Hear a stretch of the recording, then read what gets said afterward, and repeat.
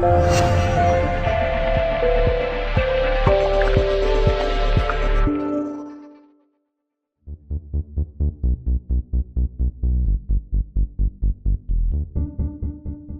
James, a 3-2 win and a deserved win today. I suppose if you remember the last 15 minutes, I think there was only one team trying to win the game second half. I was a little bit surprised with the mentality second half, because I always felt that if we got ourselves a goal, the game was very much in our hands, and fortune favours the brave, so we wanted to go for the win. But there was long parts of the game where we didn't look like we were going to connect and create opportunities. So reshuffled at half time, and second half it's just some really poor passes. We just couldn't get a foothold of the game, but once we got a foothold of the game, like I said, it was always there for us to win. You and I have talked a lot recently about set pieces. You must have been pleased with those today, because two of them led to two excellent goals. Yeah, well, we've done our homework on them, and they decided to leave their bigger centre forwards there. They went for a bit more mobility. Played Laurie in behind, who was the 9, and they played him in behind Reeves. And you know, you can see the threat that they created in the first half. But then they were missing that extra big player that perhaps could have been marking Clarkey or Smalley. So I think they left themselves a little bit exposed to the fact that they only had really 2 or 3 good headers of the ball. So if we got balls into good areas, I said to the lads, that's going to be our biggest threat, and it was nice to score from two corners. Talk to me about the changes you made. I mean, at half time you took off a holding midfielder, a striker, and then you put Scott Spencer on as well. Attacking moves in the second half. I think the first one was really important because you know, Lewis is looking a bit leggy at the moment, and physio's been on to me about perhaps trying to take him out. So I was delighted to be in a position today, because we wanted to chase the win today, and I took him off and put another attacking midfielder on. But in the first half, I just felt that we didn't look like we had any pace on the flanks, especially on the right, from right back. I just shuffled the back four, kept it simple for the back four, and we knew that Sam and Duxbury would get out on the outside of, if you like, our 4-1-3-2 formation. I think the most important thing was that we were getting, Kay was getting a little bit of change, but they were very solid, the centre halves and the 2 holding midfielders, and our 9 and 10 struggled to get any change off them. So we wanted to go with 2 centre forwards and play like a 4-1-3-2 and get the 3 in behind the 2 and start picking up some ball. And intermittently our side attacking midfielders, Danny and Jon, could give us a bit of width, but we also had the opportunity to get Sam and Dux up the pitch. But I thought Clarkey was immense in the holding role. Everything they kicked, he won. He allowed the back four to stay at home, stay solid. I can't remember them having a chance for 30 minutes. So that worked. It was just about getting a hold of the ball and releasing, you know, the attacking midfielders. And once we started releasing the attacking midfielders, I always thought we were in with a chance of scoring. Probably the key goal was the middle one though from Scott, wasn't it? He's been a little unlucky, hasn't he, since you re-signed him at Edgeley Park, but that was a terrific goal, and what a relief for him as well. Yeah, again, we kind of brought Josh on to get a little bit of physicality. He said to them, it's not about winning the ball, it's about making the ball spill and let Danny Lloyd, John Mars and Lewis Montrose pick up pieces, and then we'll see what happens from there. But we knew Kay would fade because of his injury, and we didn't want to overwork him. So we put Scott on, and I always felt that as the game wore on, that if we could get at the game, if little gaps open up between defenders and between lines, that he would get on it. And I think he showed his little bit of class in terms of securing the ball, bringing people into the game, and what a fantastic finish. It was nice because we've been working on goal kicks, and it's nice even a set play like that to be scoring off. But again, it wasn't a goal kick. It was all about him picking the ball up and driving at the defenders and a nearly accurate shot.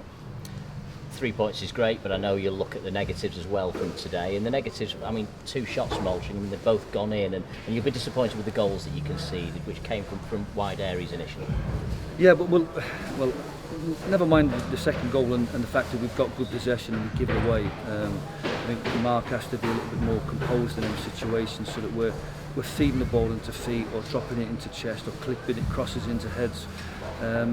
But it was almost Brackley-esque in the sense of that the first goal, our full-back's been pulled into midfield, which allows a little bit of a chink of space down the sides of the centre half, and then the next one we've followed the centre forward and not seen the danger from the cross.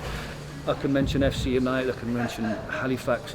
So we worked really, really diligently all of last week on defending, crosses, getting a nice back four, no gaps between us, playing almost solely from crosses and just watch the ball and attack the ball. And we've been distracted by players pulling us into poor areas and allowing people then to just get a little bit of freedom.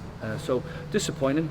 I expected them to start well. I expected them to cause us a few problems with their shape, but I felt if we could just get some connection between the players and get a foothold in the game, that we were told that they're perhaps not the fittest side or they lack a bit of confidence. So I thought as the game wore on, we could go on and win the game, and the substitutions helped. But I think the mentality of the players was great, and the character, especially when I think they needed the second goal, and I think once we got that, I think they felt we could come on and win the game.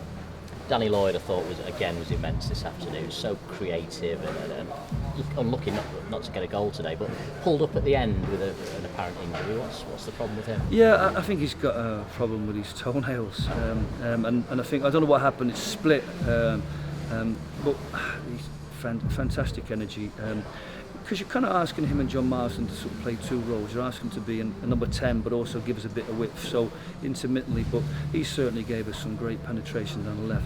Problem in the first half was that he was giving us penetration down the left, but there wasn't enough bodies in the box. So having two centre forwards and having three attacking midfielders certainly gave us a scope that if he could get that ball in the box.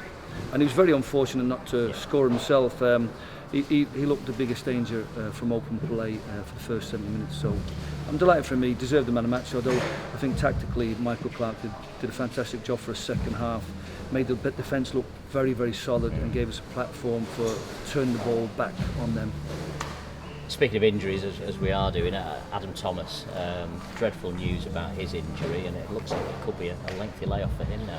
Well, at least 6 months, 7 months. It was a real surprise because I mean, this is the danger in pre-season matches. The lad's gone through the back of him at Cheadle Heath, no mads. The lad doesn't want to defend him properly. So, but it was surprising that's led to an ACL rupture, and it's even more surprising to think that the player hasn't had the typical symptoms. I've had an ACL reconstruction myself, and didn't have the typical symptoms you would have. Therefore, we felt that his symptoms were cartilage-like, and therefore was subject to how he was feeling, the swelling.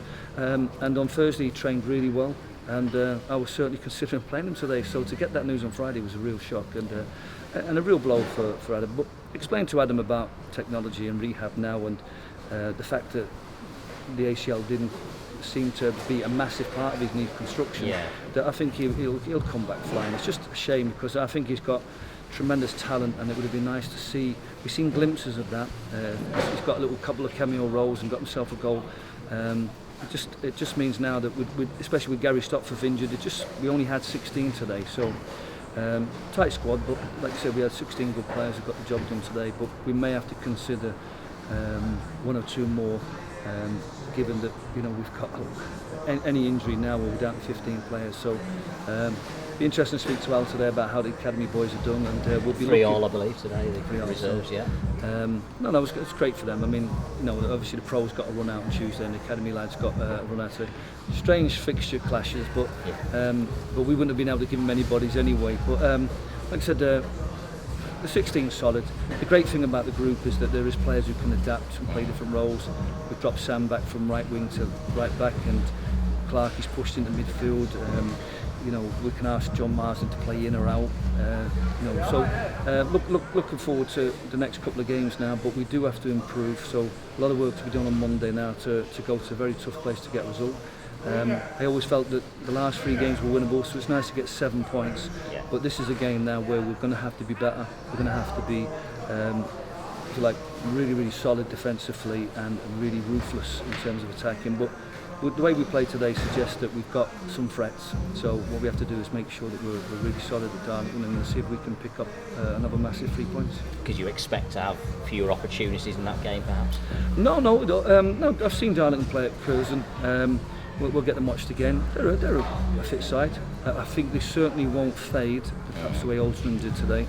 They've got some strong options on the bench. They've got some pacey and dynamic players up front.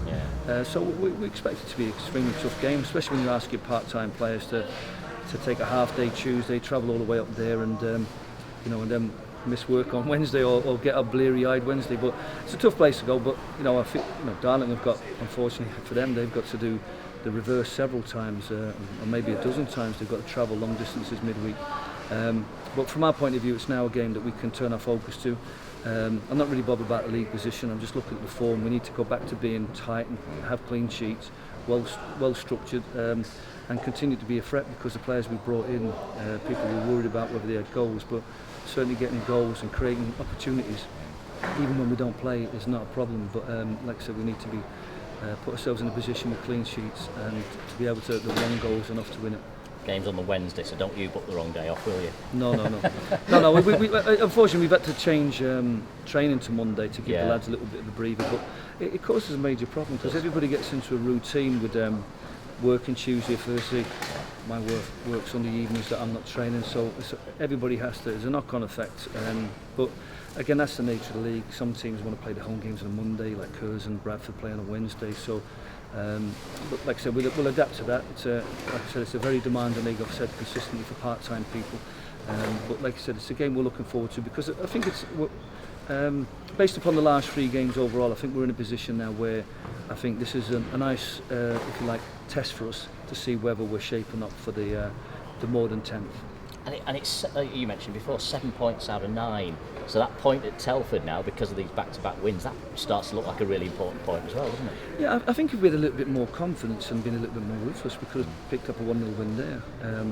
We should have had more against.